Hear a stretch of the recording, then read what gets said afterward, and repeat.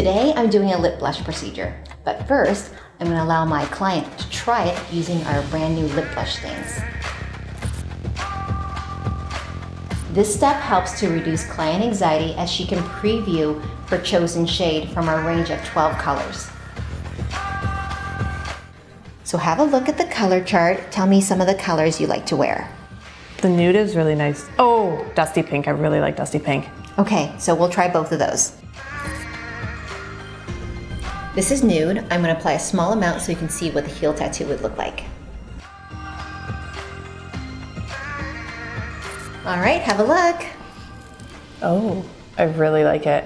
Can we try dusty pink too? Yeah, of course.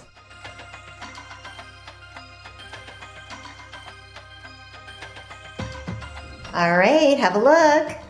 I love it. This is the one. Let's do it. Okay, I'll remove it before we get started. Okay.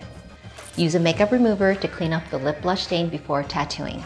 I always use a pencil to pre-draw my shape.